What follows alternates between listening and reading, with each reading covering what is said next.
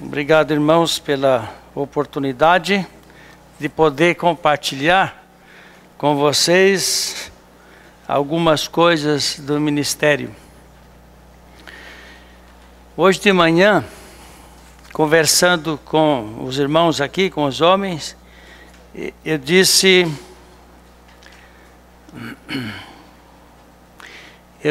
que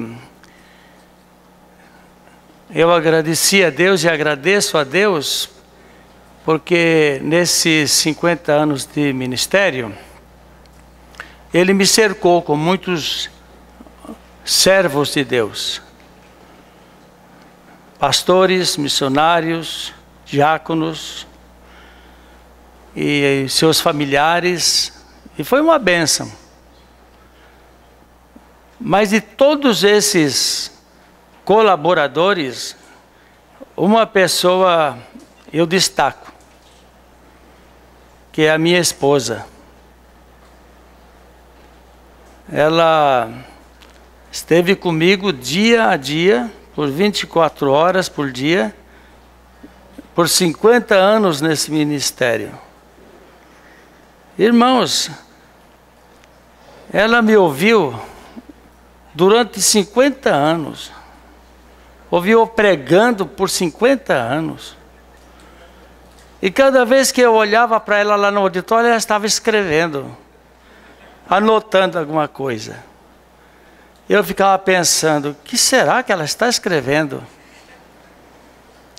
Será que está anotando a pregação ou está dizendo, não aguento mais? Mas eu realmente fico muito feliz. E quantas vezes eu olhava para ela assim, ela estava dizendo assim, apoiando, irmãos, isto é só a esposa de pastor mesmo que pode fazer isso. Por tantos anos sem se cansar. E assim foi. Então eu fiz um acróstico com o nome dela.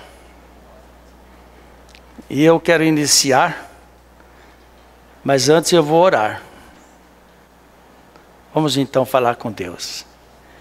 Bondoso Deus, nosso Pai Celestial, que seria de nós sem o Senhor? Que seria de nós sem a Tua Palavra? Que seria de nós sem este Evangelho? Que seria de nós sem o Espírito Santo? Que seria de nós sem Jesus Cristo? Ó Deus, por tudo isso nós somos gratos. Por teus cuidados sobre nós. Pela maneira como o Senhor tem olhado para nós e tem visto em nós uma preciosidade alcançada pelo sangue do Teu Filho Jesus. Obrigado, Pai, por teres depositado em nós esse ouro precioso que é o Evangelho de nosso Senhor Jesus. Nós continuamos sendo o vaso perecível, o vaso que pode se quebrar, o vaso que em si mesmo não tem muito valor, mas o que está em nós não há preço. É algo divino, é o Senhor habitando em nós. E ó Deus, muito obrigado porque o Senhor tem conservado a Tua obra neste mundo, levantando homens, mulheres, em todos os lugares, para que assumam essa responsabilidade. E nós te agradecemos, ó Deus, por tudo isso que o Senhor tem feito. Obrigado pela reunião aqui da Aibreces. Graças a Deus por tudo que temos visto e ouvido. Ó Deus, são desafios, desafios e mais desafios. Dá, ó Deus, que possamos ter um coração aberto, uma mente aberta, para absorvermos tudo isso e levar em prática no nosso dia a dia. Obrigado, Pai Santo. Ajuda-me agora, Senhor, ao passar para os teus servos o que a tua palavra tem para nós nessa noite. Nossa gratidão, pedido em nome de Jesus. Amém. Então, a pessoa humana principal no meu ministério foi minha esposa. Meus filhos foram preciosos também, são preciosos. São 4 filhos, casados. Cada um tem sua família. Mas eu louvo a Deus porque eles nos deram 12 netos. Mas todos estão na obra do Senhor, todos estão na igreja. Por enquanto não temos nenhum fora do rebanho. E eu só dou louvores a Deus porque é a graça dele. Isso nos anima muito, nos anima bastante.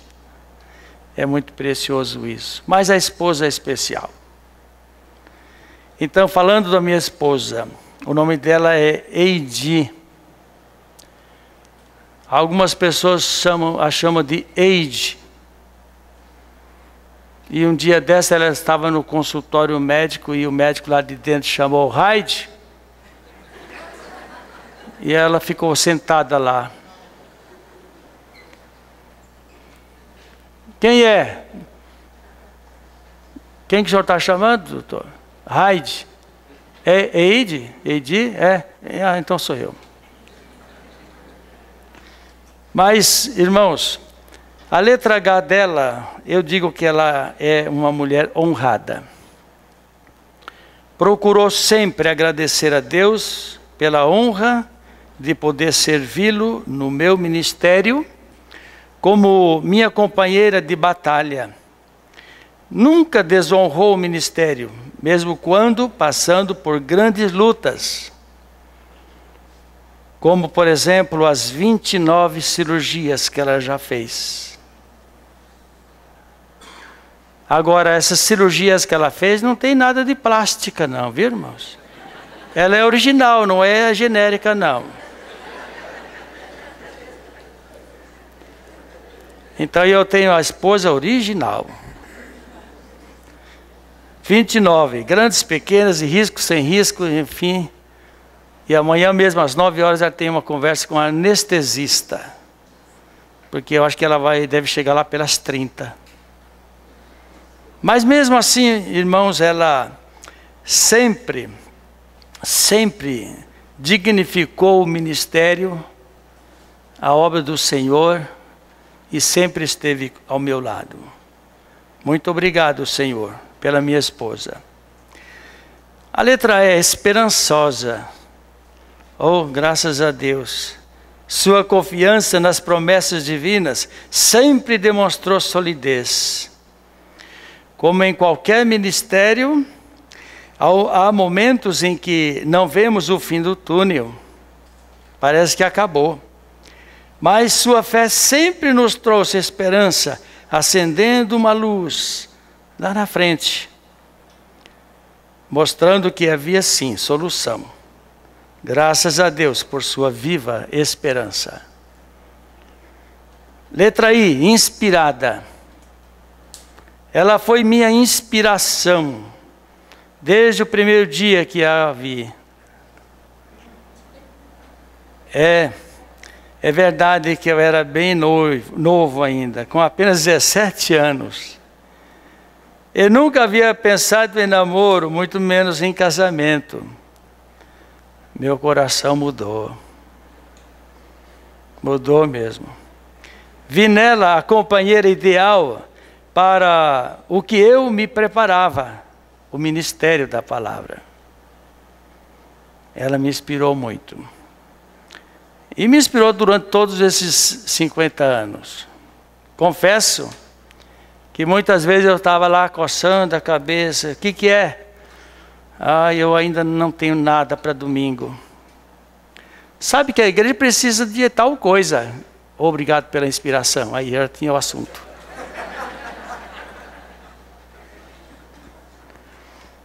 Eu não vou negar a verdade aqui, irmãos, que eu já cheguei e pedi para ela me ajudar na preparação da pregação. Se tem algum pastor aqui que nunca passou por isso, parabéns, viu? Mas eu já passei. Ditosa também, letra D. Segundo o dicionário da língua portuguesa, ditosa significa feliz, fértil. São 2 adjetivos que ela tem de sobra. Sempre demonstrou satisfação e contentamento. Nunca, irmãos, ela reclamou: não vai comprar um sapato para mim? Nunca ela reivindicou nada. Mas do outro lado, é claro, o marido tem que ter visão, né? E ver as necessidades. Mas, irmãos, quanto ao aspecto de fertilidade, sempre possuiu alta capacidade produtiva, sempre amorosa. Eu louvo a Deus, porque ela sempre, ao meu lado, no ministério, produziu na obra de Deus muita coisa. E a letra I, a final do nome dela é informatizada. O pastor Davi aqui perguntou por 2 vezes: quem já viu o acervo em tal lugar? Eu não levantei a mão, mas ela levantou. Aí ele perguntou de novo: e quem não sei o que lá? Ela levantou. É assim, irmãos. É um computador ambulante. Foi minha secretária ao longo de 50 anos de ministério. Antes na máquina de escrever. Depois no computador. Agradeço a Deus pela capacidade que ela tem de manusear esse trem aí. Geralmente os idosos são ensinados pelos jovens, né? Eles, até as propagandas, coitados dos velhinhos. Sabe nada, mas ele sabe tudo. Mas um dia desse, um neto chegou e disse: vó, como eu faço isso? E ela disse: você tem que fazer assim, assim, assim. E eu falei: pelo menos um velhinho aí sabe, né? Pelo menos ela está sabendo. Então, irmãos, Deus tem dado a ela essa habilidade. E ela tem contribuído bastante no meu ministério, porque ela realmente tem se empenhado nisso. Muito obrigado, querida. Mas agora, irmãos, pasmem. Eu fiz o curso de computação e ela não fez nada. E ela sabe tudo isso e eu não sei nada. Parabéns. Deus te abençoe. Muito obrigado. Amém.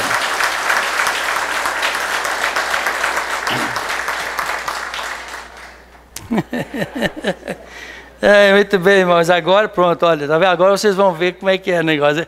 Você pode me ajudar, querido, por favor?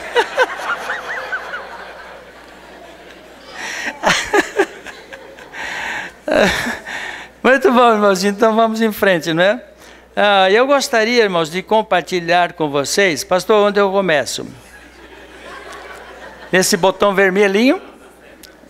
Na seta, né? Já está lá o título, né, pastor? Foi eu que coloquei? Foi irmão mesmo, né? Tá certo. Lutas e vitórias da obra de Deus, irmãos. Vamos dar uma olhadinha lá em Neemias? Vamos lá para Neemias, capítulo 4, de 1 a 14. Quero dizer para os irmãos que eu sou fã de Neemias, viu?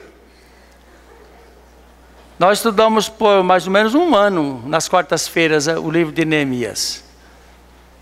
Mas ele é fantástico, né? É maravilhoso. Sabe, a gente aprende demais com esse homem de Deus, com esse servo do Senhor, Neemias. E a maneira como tudo vai transcorrendo, dá a impressão mesmo que ele é um pastor lidando com a igreja. As mesmas dificuldades, as lutas, os problemas, tudo aquilo é aquilo que o pastor enfrenta no seu dia a dia, né? No seu dia a dia. Então ele ensina muito a gente. Então eu agradeço muito por Neemias. E aí então, irmãos, o tema aqui é capítulo 4, o texto, aliás, capítulo 4, do versículo 1 até o 14. Cadê o meu ajudante para ler aqui? Versículo 1. Tendo Sambalá ouvido que edificávamos o muro, ardeu em ira e se indignou muito e escarneceu dos judeus. Então falou na presença de seus irmãos e do exército de Samaria e disse: que fazem estes fracos judeus? Permitir-se-lhes a isso? Sacrificarão? Darão cabo da obra num só dia? Renascerão acaso dos montões de pó as pedras que foram queimadas? Estava com ele Tobias, o amonita, e disse: ainda que edifiquem, vindo uma raposa, derrubará o seu muro de pedra. Ouve, ó Deus nosso, ó nosso Deus, pois estamos sendo desprezados. Caia o seu opróbrio sobre a sua cabeça, e faze que seja um despojo numa terra de cativeiro. Não lhes encubras a iniquidade, e não se risque diante de ti o seu pecado, pois te provocaram a ira na presença dos que edificavam. Assim edificamos o muro, e todo o muro se fechou até a metade da sua altura, porque o povo tinha ânimo para trabalhar. Mas ouvindo Sambalá e Tobias, os arábios, os amonitas e os asdoditas, que a reparação dos muros de Jerusalém ia avante, e que já se começavam a fechar-lhe as brechas, ficaram sobremodo irados. Ajuntaram-se todos de comum acordo para virem atacar Jerusalém e suscitar confusão ali.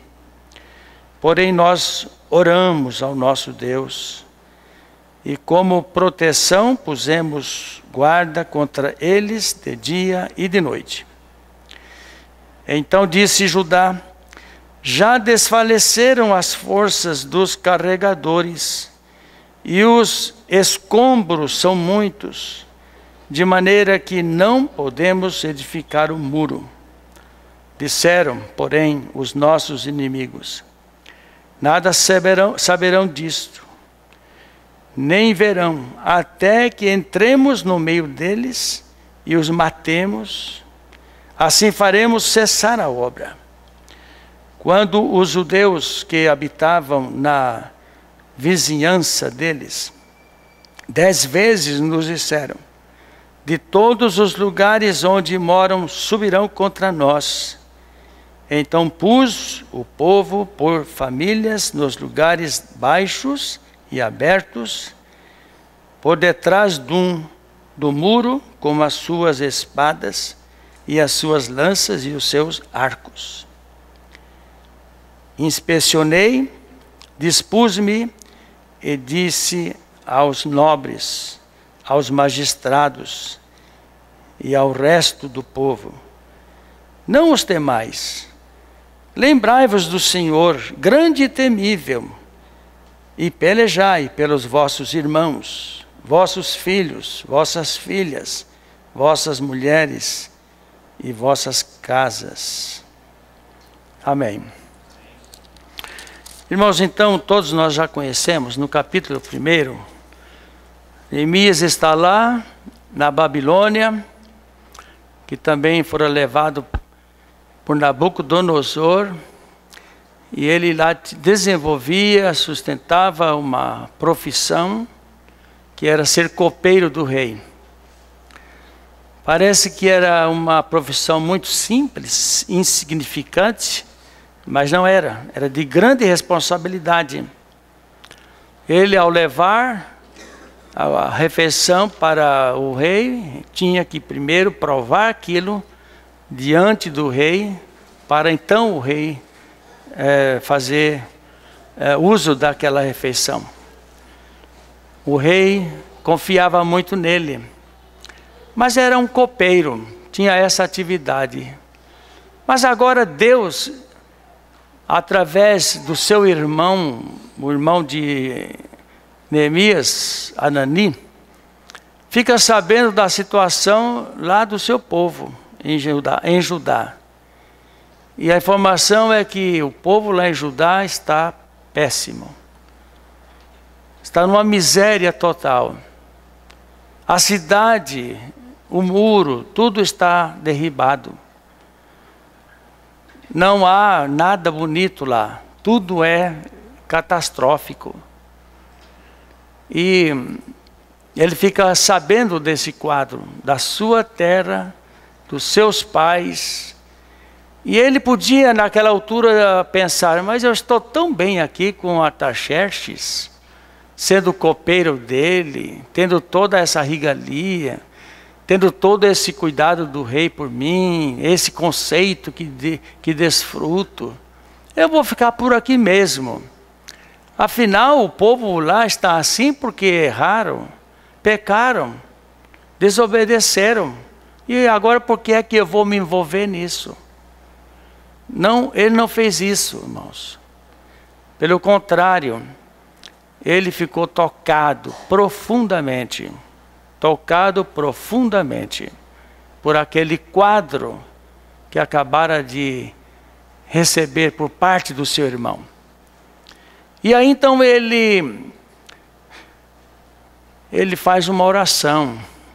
Ele pede a Deus que resolva essa situação de uma maneira, de alguma forma. Senhor, eu não aguento saber que meus irmãos estão lá assim. Eu quero resolver isto. E ele então foi para casa, ele jejuou, ele orou, ele chorou, ele lamentou, ele clamou. Em outras palavras, ele absorveu o problema lá de Judá. E daí então ele pediu a Deus, Senhor, que o rei possa me atender quando eu lhe fizer o pedido, para me liberar para chegar até lá e ajudar o meu povo. E depois dessa oração, ele compareceu perante o rei, como era o seu costume, a sua atividade, sua profissão era esta, para lhe oferecer a alimentação. O rei disse, que é isso, Neemias? Você está com o rosto muito triste. O que está acontecendo? O que houve? Porque, irmãos, o copeiro comparecer perante o rei triste não era bom sinal. Era inclusive perigoso para o próprio copeiro, ou para o próprio copeiro. Porque alguma coisa não estava bem, e a vida do rei estava envolvida nisso. E o rei então pergunta o que está acontecendo. Neemias narra a situação, e Deus trabalhando no coração do rei, o rei diz, então vai lá. Você pode ir. Quanto tempo você vai levar para ir? Marque um tempo aí. E aí então foi marcado, e ele foi. Pegou cartas para poder chegar até lá em Judá e já ir preparando o material para a reconstrução, para a obra, e ele avançou. E chegou até lá em Jerusalém. Ele fez uma coisa bastante interessante. Ele, numa noite em que estava lá, sem avisar, sem fazer alarme nenhum, ele pegou o seu animal e começou a percorrer toda a redondeza da cidade. E o cavalo dele nem quase podia caminhar de tanto monturo que havia lá. Mas ele disse que fez isto. Ele tomou conhecimento da obra, da situação da obra, qual era o problema e o que é que ele tinha que fazer. E depois então ele começou a obra. No capítulo 4, a obra já está iniciada. Agora, Neemias, ele ia realizar uma obra muito grande, pesada, de responsabilidade e que muito exigiria dele. Não é assim diferente com os pastores, não, irmãos. Nós podemos ver e olhar para qualquer parte deste mundo e nós vamos ver, ali se instalou também uma catástrofe. O mundo jaz no maligno. Por todo lado que nós olhamos, nós vemos necessidade de trabalho, de reconstruir ou de fazer alguma coisa. E a mesma luta nós temos. Como pastores que nós somos, obreiros, diáconos, professores, comunicantes, enfim, todos nós que aqui estamos numa luta semelhante a essa aí. Isso significa que Neemias precisava, de uma maneira muito especial, era a presença de Deus com ele. Nenhum de nós vamos realizar qualquer coisa se não tivermos, com certeza, a presença de Deus em nós.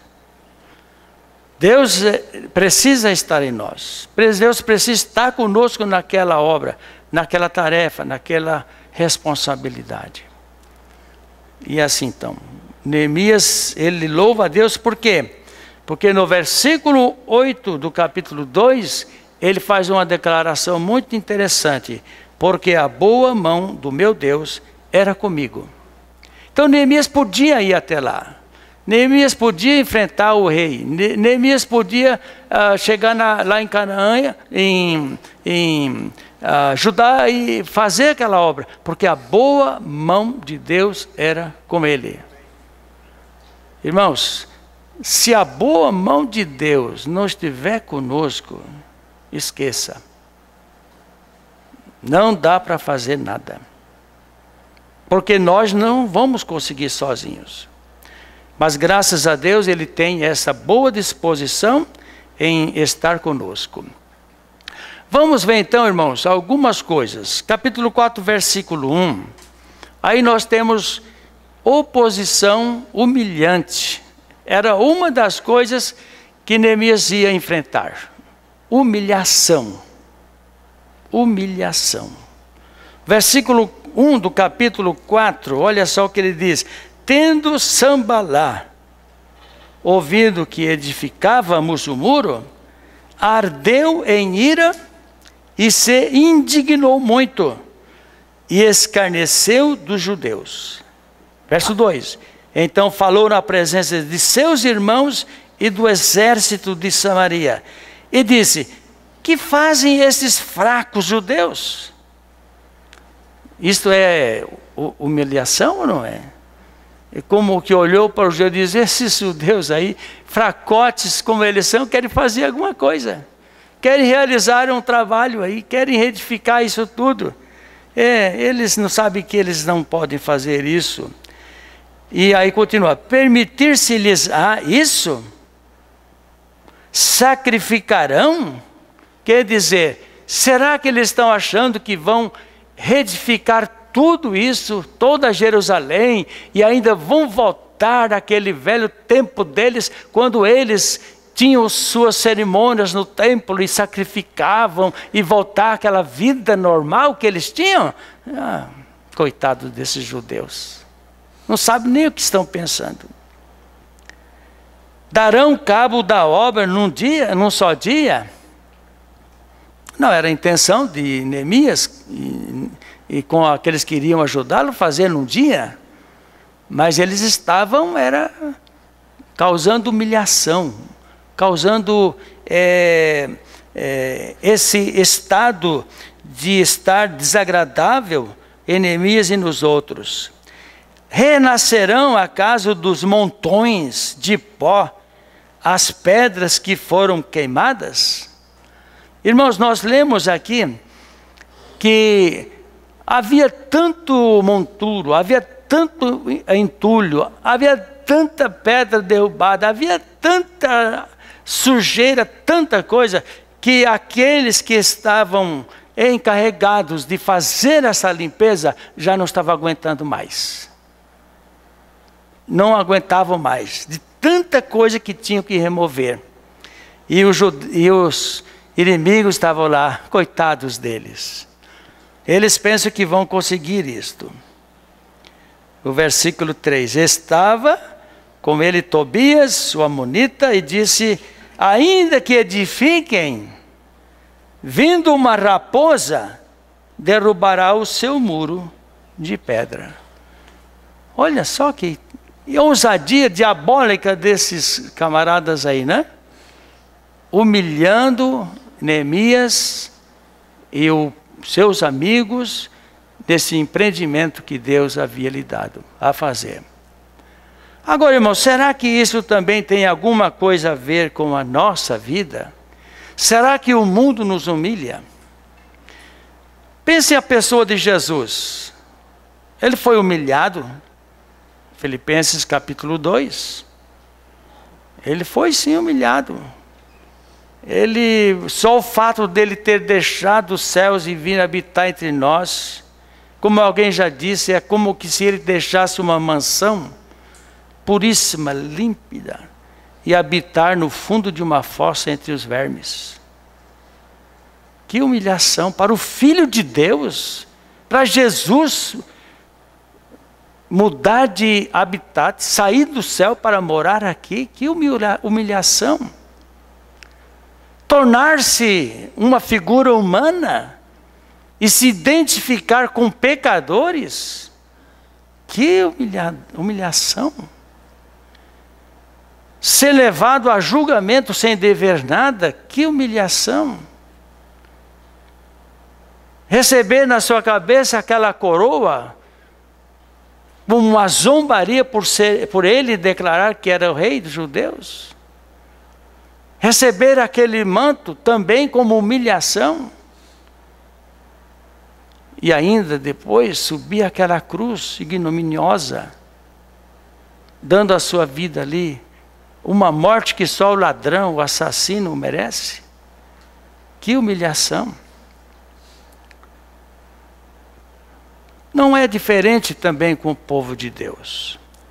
Quando nós chegamos lá em Bonfilhole fica na região oeste lá da capital. Havia uma rua só que era asfaltada. As outras todas eram de terra. Luz era em poucos lugares, a água encanada também. Era um bairro assim. Aí então o missionário Ernesto, pai do pastor Alan, e o pastor Ricardo Sterkenburg, chegou lá e levantou um tabernáculo.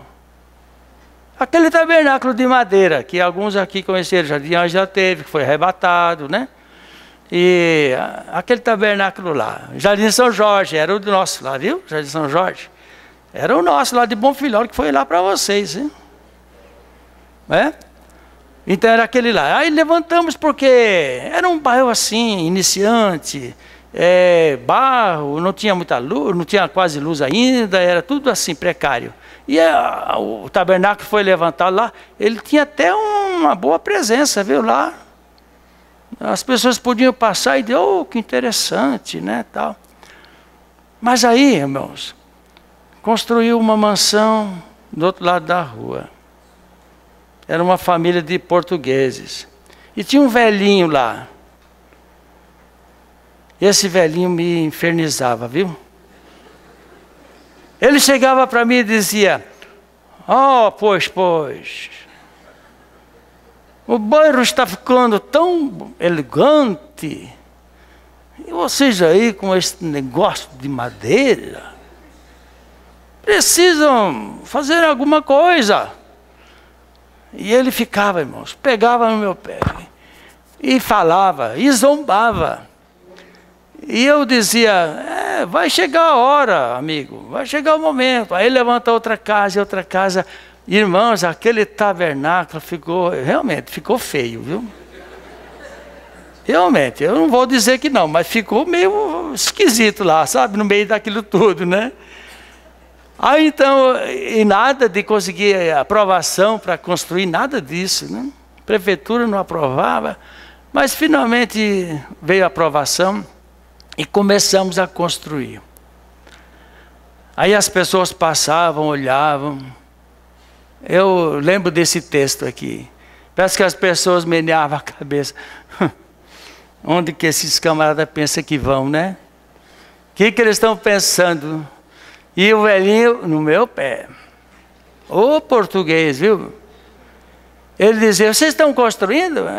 Estamos construindo. O senhor não disse que está uma vergonha? Ah, mas para construir aqui no bairro tem que ter muito dinheiro. Porque tem que fazer uma coisa muito boa, muito bonita, muito tal. O homem é o agente mesmo, sabe? Aí, mas a gente foi em frente. Terminamos, pela graça de Deus, em 11 meses, a igreja completou. Aí quando terminou, eu falei, agora sossegou, né? Sossegou nada, irmãos. Ele continuou criticando. Porque agora ele viu que já construímos, nos estabelecemos, e ele pensava assim, agora eles não vão embora mesmo. E aí ficou infernizando, porque a gente se firmou por lá. É desse jeito, irmãos. Humilhação. Quem não quer enfrentar humilhação no seu ministério, olha, então eu não sei o que você tem que fazer. Porque não tem como não ser humilhado muitas e muitas vezes.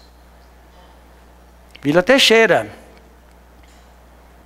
quando começou lá, começou num tabernáculo de alumínio.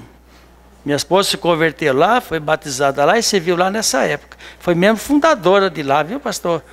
É? Se tiver algum prêmio bom lá, um BMW, pode... Mas começou lá. Mas o que aconteceu, irmãos? Era pedrada, tijolada, paulada. O missionário tinha que subir sempre lá para tirar a quantidade de pedras que estavam lá em cima no tabernáculo. E sabe a mandato de quem? Do padre. Aí a igreja foi indo, comprou ali onde está hoje e construiu. Estavam construindo, o padre fazia quermesse. E fazia...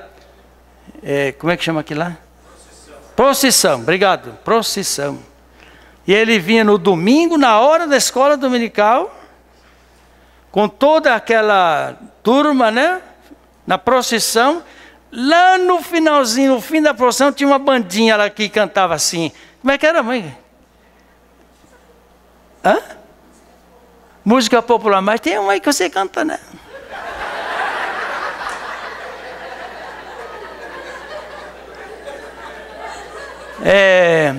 Como é menina, menininha, meu amor.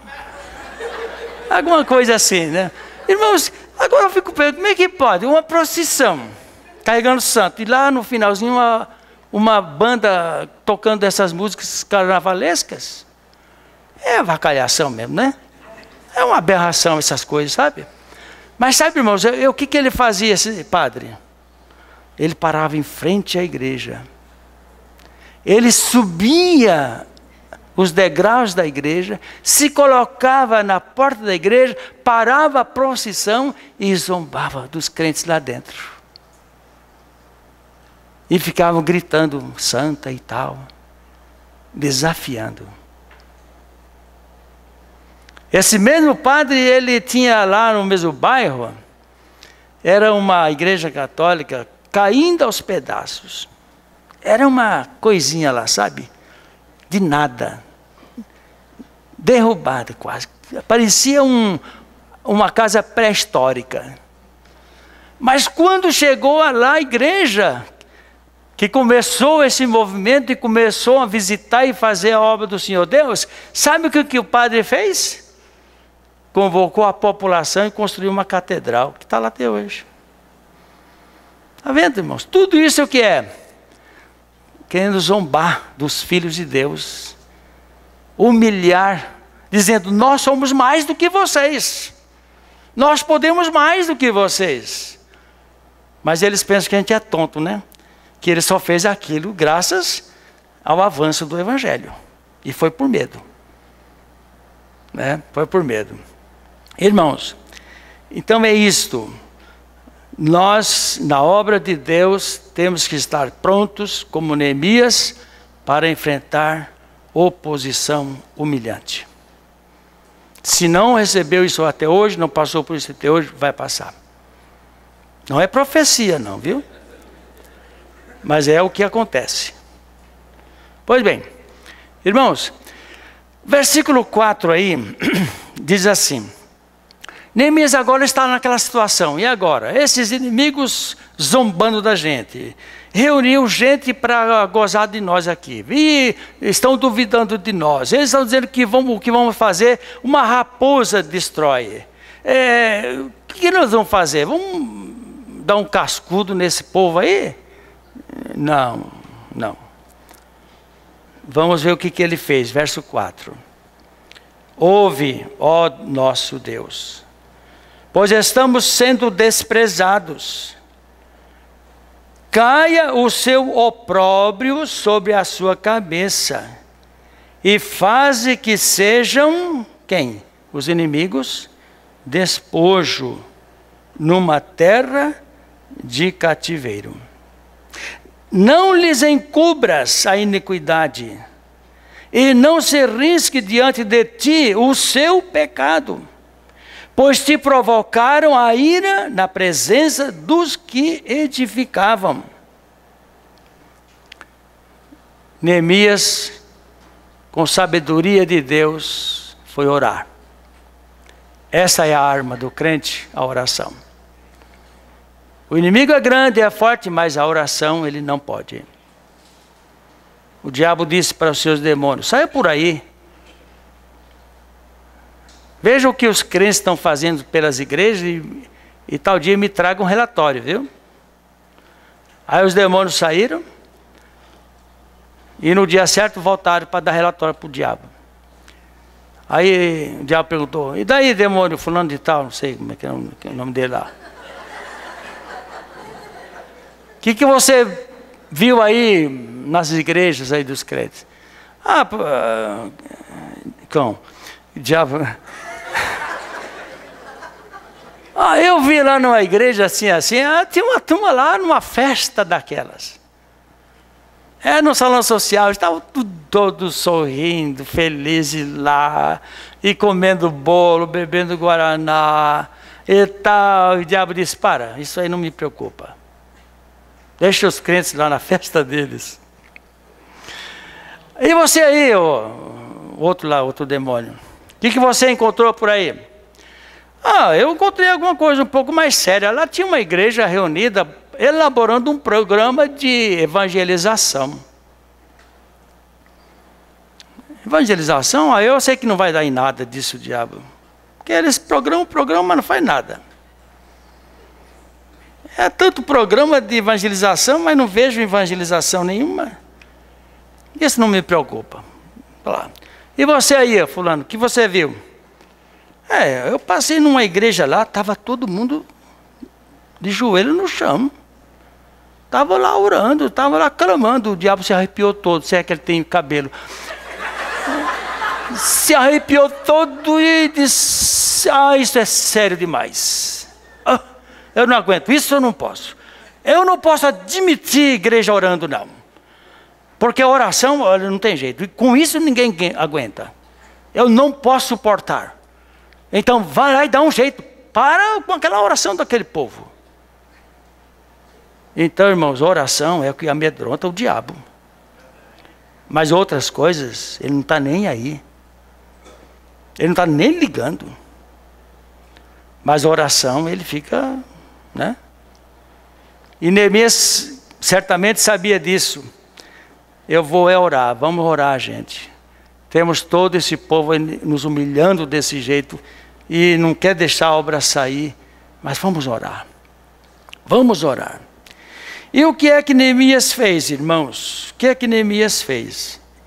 Neemias, ele disse: Senhor Deus, o Senhor está vendo esse povo aí, olha. Tantos inimigos, tanta humilhação aí. Agora, Senhor, eu não quero agir com minhas mãos, mas eu quero entregá-los nas suas mãos. Eu quero que eles percebam o opróbrio deles mesmos. E o Senhor mesmo pode tratar com eles. Eles estão irados, mas no lugar de eu ficar irado, eu entrego esta minha ira ao Senhor. Romanos 12.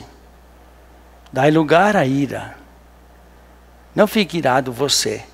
Dai lugar à ira, que é a ira do próprio Deus. Deixa Deus tratar com eles. Deixa que um dia eles vão comparecer perante esse Deus irado e vão dar conta. Entrega para Deus. Então, irmão, está enfrentando humilhação, porque você está na obra de Deus e fazendo a obra de Deus, não fique envergonhado. Não se retraia não, fique firme e entregue para Deus. E Deus vai cuidar dessa situação. Deus vai cuidar disso. Então, irmãos, foi isso que ele fez, e é isso que nós precisamos fazer também.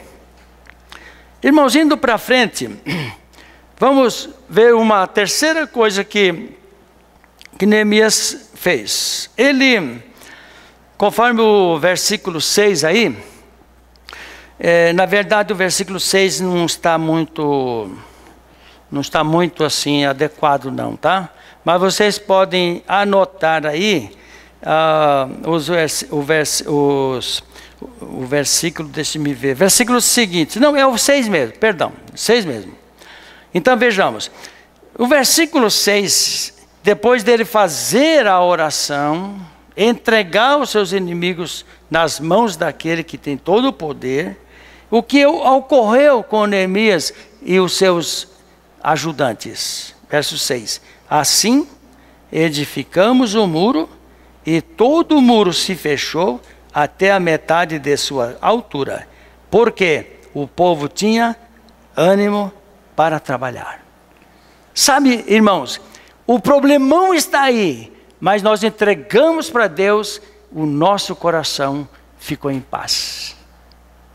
O nosso coração ficou em paz e com isso tivemos ânimo. E neste ânimo nós continuamos a construção.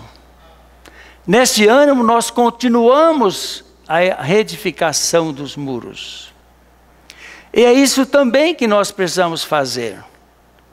Quando nós enfrentamos oposições, dificuldades e tudo, vamos orar. E esta oração de entrega a Deus vai produzir em nós tranquilidade, paz e um coração de ânimo. E aí nós vamos prosseguir na obra. Vamos continuar na obra. Vamos continuar servindo ao Senhor. As coisas não param por aí, é claro. O inimigo, ele não morreu. O inimigo só foi nocauteado por enquanto. Ele vai se levantar de novo. E é por isso que Neemias, ele põe no versículo 9. Porém, nós oramos ao nosso Deus e como proteção pusemos guarda contra eles de dia e de noite. Tenhamos, irmãos, essa consciência, que nós podemos ganhar uma batalha, mas a guerra continua. Certo? E em cada final de batalha, não pense, vamos voltar as costas para o inimigo, porque ele já morreu. Ele não vai nos atacar mais. Jamais faça uma coisa dessa, porque ele está se levantando de novo. E temos que fazer o que Neemias fez. Eu vou sim avançar na obra, mas eu vou ficar vigiando também. E aí então nós lembramos daquela boa palavra de Jesus, né? Vigiai e orai. Vigiai e orai. Lá na igreja, na IBET, Tatuapé.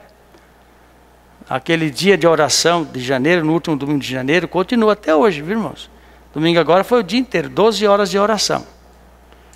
Aquilo que a associação começou há anos atrás, a igreja lá pegou a ideia e continua até hoje. Então, todo o último domingo de janeiro é o dia de oração da IBET, 12 horas ininterruptas de oração. Começa às 6 da manhã, termina às 6 da tarde. Né? Mas nós temos outras reuniões de oração, é claro, como na quarta-feira. Mas como a gente está numa praça meio movimentada, ali tem gente boa e tem muita gente ruim. E já entraram lá quando a gente estava orando e levaram coisas de irmãos. A gente estava orando lá de olho fechado. Então aí nós lembramos, espera aí, a Bíblia diz que é para orar, mas tem que vigiar, né? Então, meu irmão, vamos fechar um olho e deixar o outro aberto. O que nós fazemos? Sempre um irmão fica de vigia. Os outros estão orando lá e o outro está ali, só olhando. Entrou alguém estranho, ele já vai saber quem é. Procura saber. Neemias fez isso. Eu não sou bobo, não. Eles pensam que eu acho que eles se acabaram, mas eles estão enganados, porque eu sei que eles estão vivos.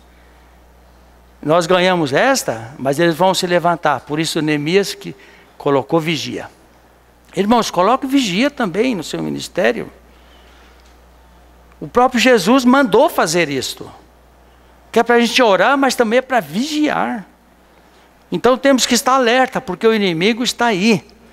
Sabe de uma coisa? Ele está presente. Nos lugares, mais diversos lugares, ele tem seus agentes, tem seus demônios, tem seu mundo velho aí. O mundo jaz no maligno. Significa que ele está por aí. E a gente tem que saber disso. E temos que estar preparados para isso. E às vezes ele quer nos enganar, né? Eu li um dia desse uma historinha interessante. Sabe qual foi? É a seguinte.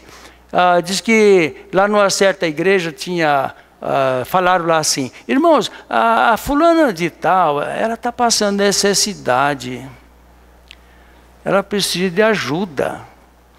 Aí então o pastor lá, o líder da igreja, falou assim, vamos fazer o seguinte, vamos nos reunir aí, vamos fazer uma boa compra e vamos levar para ela. Mas ninguém fala nada não, que quem é que está mandando, quem que fez não. Faça e leva lá. Acontece que lá, no dia dessa fala, tinha lá um camarada, agente do diabo, sabe? Escutou isso, né?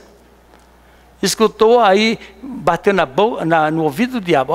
Os crentes daquela igreja vão fazer uma boa obra, uma boa ação para aquela velhinha lá, que é da comunidade deles. Vamos entrar nesse negócio aí, Aí então o que ele fez? Ele pegou e fez uma campanha, arrumou um carro cheio de coisa boa, né? E levou lá. Aí eles queriam que a velhinha perguntasse quem mandou. E a velhinha não perguntava. Mas ela não pergunta, que coisa, essa mulher aí, que ingrata aí. Aí então eles perguntaram, escuta, a senhora não quer saber quem é que mandou isso?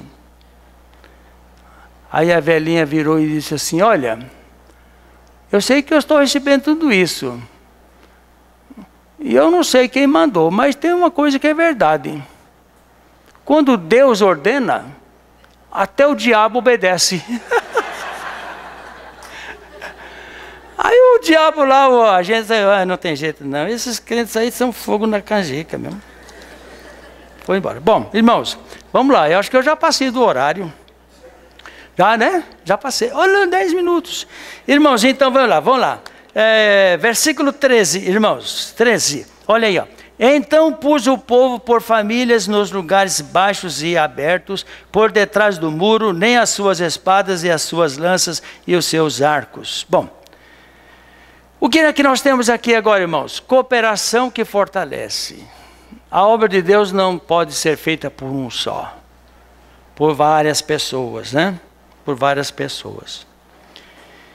E tem uma parábola na Bíblia onde diz que no reino de Deus é uma parábola. O Senhor lá resolveu dar um banquete e disse: chame os convidados, porque está tudo pronto. Aí foi feito o anúncio: olha, todos que estão convidados podem vir para o reino aqui, porque haverá um almoço gostoso. Só que ninguém quis vir. Aí o programador da festa falou: não é possível uma coisa dessa. Ninguém quer vir para estar comigo no meu reino aqui, para a gente fazer alguma coisa? Aí então aquele senhor disse para o seu servo: sai por aí, procura gente aleijada, procura gente, enfim, qualquer um aí por aí, né? Aí então aquele servo saiu lá procurando por aqui, por ali e tal, e disse: e você aí, por que não está servindo ao senhor? Qual é o problema seu? Perna de pau. Você é perna de pau?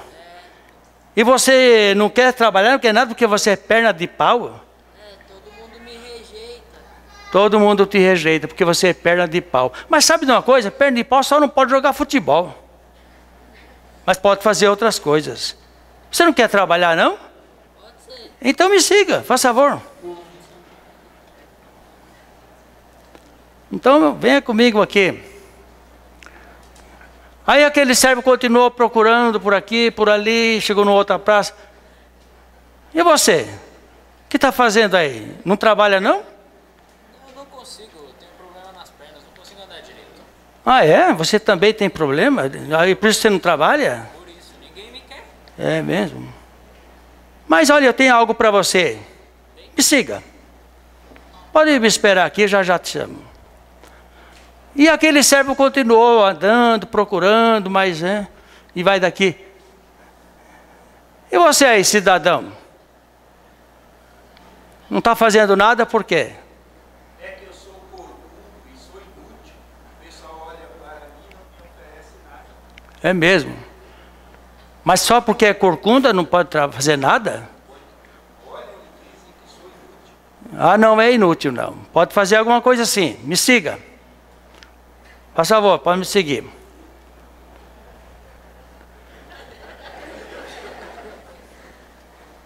Isso, pode vir. Então vamos lá. Eu vou mostrar para vocês o que é que vocês vão fazer. Pode vir para cá.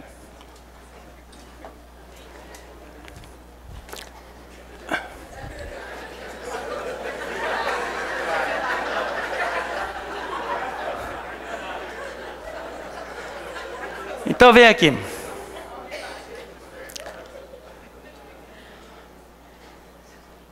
Só por isso você não faz nada, né? É uma desculpa mesmo esfarrapada, viu? Mas vem aqui, por favor. Isso, aqui. Tá bom, pode ficar por aqui. Corcunda. Só porque é corcunda não quer fazer nada? Que negócio é esse? O que é isso? Onde se vê uma coisa dessa? Então pode ficar por aqui. E você aí, perna mirrada? Pode chegar aqui. Eu sei que você pode fazer alguma coisa para o Senhor.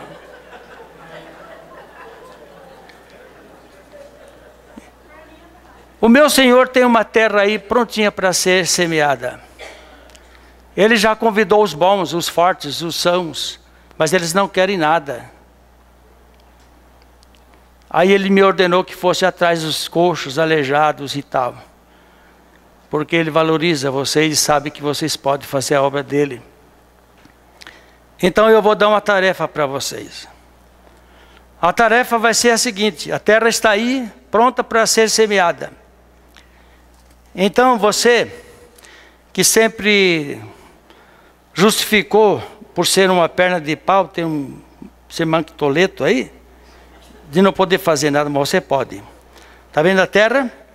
Então você vai fazendo buraquinho no chão, viu? Pode ir. Isto, vai fazendo as covinhas.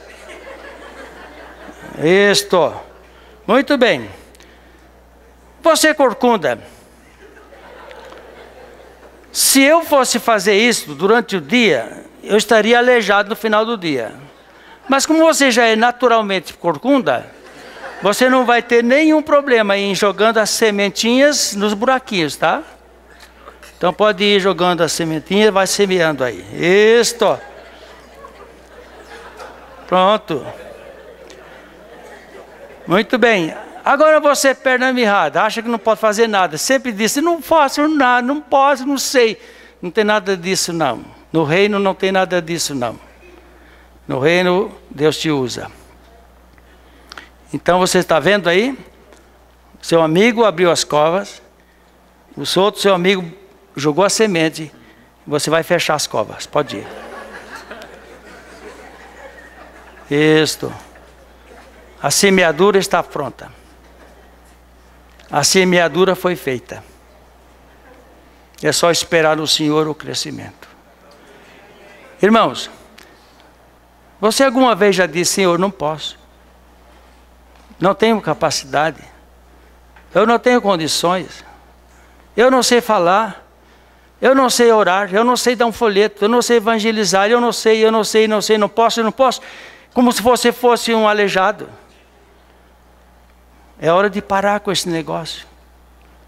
É hora de estar junto com o povo de Deus, fazendo a obra. Porque a obra sai com pessoas envolvidas. Vamos orar. Querido Deus e Pai, abençoa-nos. Te suplicamos, aplica em nosso coração as verdades da Tua Santa Palavra. Irmãos, continue orando. Quantas vezes você disse, quando o pastor perguntou, irmã, você pode fazer tal coisa? E você disse, pastor, eu não posso. Eu não tenho tempo. Eu não sei fazer. Eu tenho outros compromissos. Quantas vezes isso aconteceu e você está carregando a sua atitude até agora? Quantas coisas na minha vida, na sua vida, nós estamos em dívida com Deus? Estamos em dívida com a nossa igreja. Estamos em dívida com a nossa liderança. Quantas coisas estão em pendência? Deus já falou ao seu coração, mostrando que você é um escolhido para o ministério, mas você tem se esquivado. Você tem saído para cá, por ali, e não tem atendido. Seja qual for a sua, ou seja qual for a minha dívida com Deus, hoje à noite, vamos acertar isso com Ele. Vamos acertar isso com Ele. Vamos nos colocar 100% na obra de Deus, prontos para a batalha, prontos para a vitória.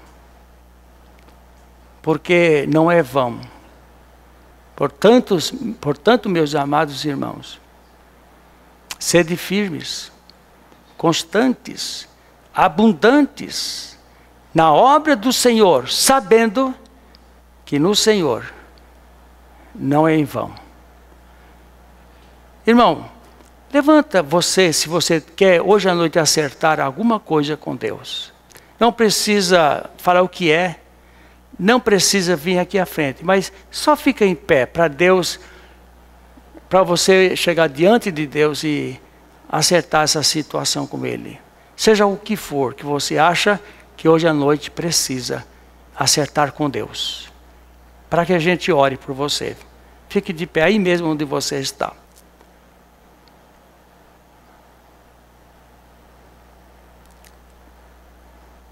Amém.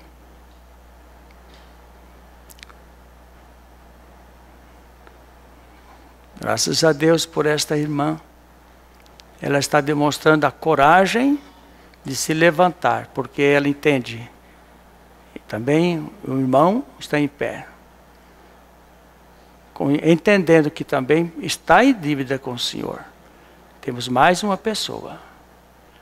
E eu estou em pé aqui na frente já, porque eu também tenho minha dívida com Deus.